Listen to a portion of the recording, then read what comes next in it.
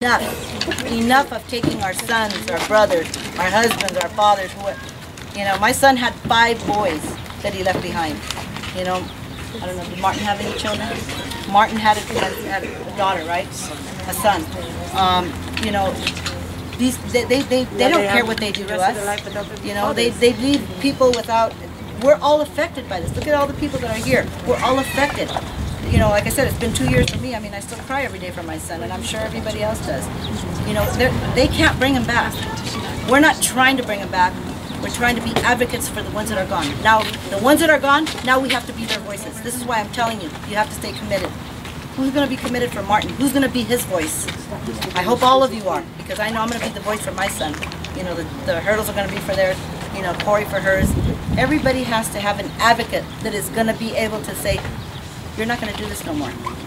This is enough. We've had enough of this. And you have to be continuously committed.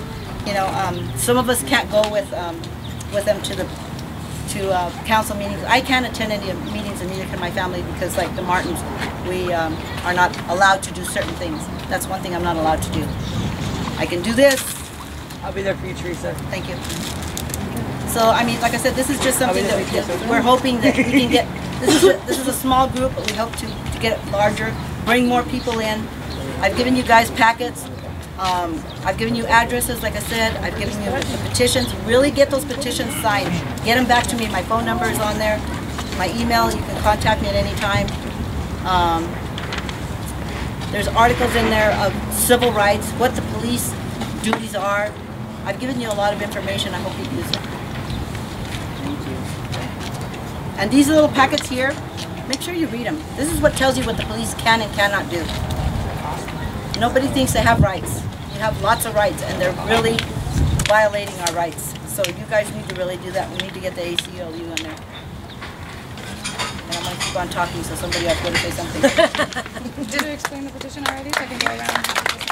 Okay, we also have this petition here is going to the Attorney General from Washington, D.C. So it just talks about what I've talked about, that, you know, this has to stop. So read it, get your friends, your family. A lot of people are asking, do we need addresses and stuff. The only reason we don't need an address for this is because it's just a petition to ask me to come out and investigate. Once we get enough people, we're going to write a law eventually to change this. But we have to stop with this. We have to start with this first. We have to start petitions, then we're going to work on getting laws changed. Because we will do it. We will do it. I think we should all just stick together and we That's it. Yeah, that's what we need to do. Be committed. Stay committed, that's all. And it is a commitment, like I said. I do this every day. I do something every single day. Every single day I've been doing something. I write letters, I research who the police are that have killed your loved ones. Research about them, find out who they are. You know, you can use this against them, because they have backgrounds too. You know, they're not innocent from anything. So you need to research a lot of things. And whatever I've given you, research that also. So it's just a matter of just really looking at stuff. Yeah, it's really, really important that, I mean, even though you guys are hearing the stories, seeing the pictures and everything, it's really important that you go about your day and do your own research and come up with your own conclusions.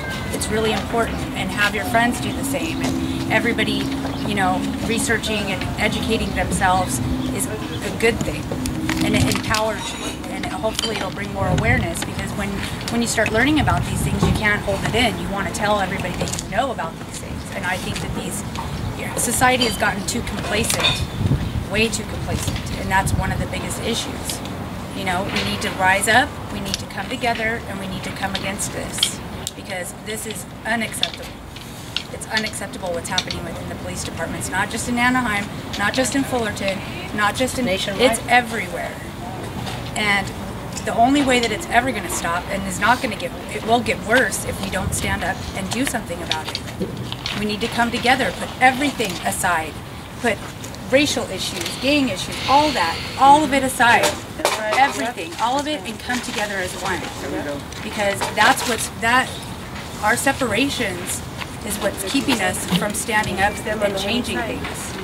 And we need to put all that aside. We need to really unite and come together. Because these killers, I mean... Yeah, they can't do that. See, this is my son's death certificate. On this death certificate it says, what was the cause of his death? It says homicide. That's murder. It says by who? Shot by on-duty police officers with handguns. So why did Tony Rakakis say that it was okay what they did? This is his death certificate. It says it right here. What does it say? Right here. Homicide. Multiple perforating, penetrating, shot by on-duty police officers in Anaheim. So that makes them killers. She has the picture ready. So these are things, you know, when we first got his death certificate, everything said pending. But once it was done, it says homicide. So they don't usually put homicide, they usually put accidental, there's something else. So we were fortunate that they put this on here. So this is important. Look at, you know, tell the Martin family, they need to really pay attention to anything. They need to keep up with everything because they're going to just do whatever they want. How long did you get that on paper?